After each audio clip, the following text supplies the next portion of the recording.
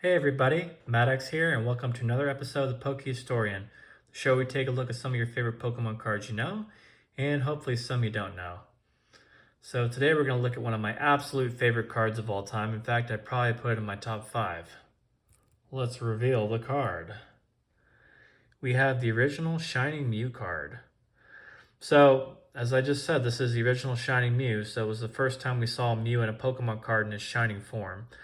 For those of you who don't know, a shining Pokemon is a Pokemon that has a different color palette than it typically does.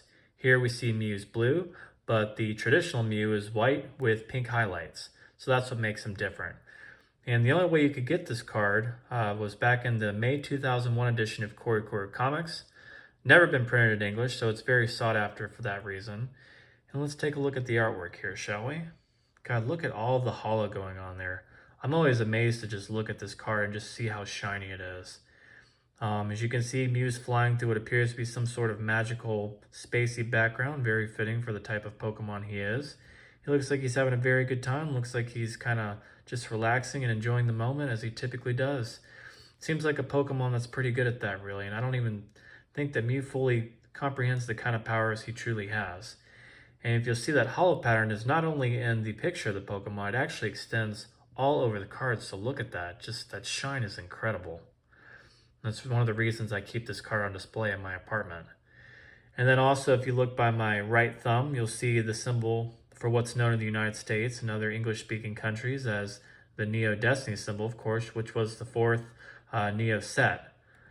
And then with a lot of the shining Pokemon of that era, you'll see that he is a psychic type, but he has attacks with different energy types, including electric and fire. And for the time, that was a pretty big deal. You didn't see it too much. And then, of course, down here at the bottom, I believe this little Japanese statement indicates that it's a Coro comic card. So one of my favorite cards of all time. I remember I got this card 2001, right around the time it came out, from a website called Pokeorder. I don't even know if that website's up and running anymore, but it's been in my collection for a very long time. I've traded a lot of cards and lost a lot of cards over the years, but I have always held on to this one, and I plan to always hold on to it because it's just absolutely phenomenal, and it means a whole lot to me. So there you have it. That's the original Shining Mew. If you like today's video, feel free to go ahead and leave me a like, and if you want to see more content like this in the future, feel free to subscribe to my channel.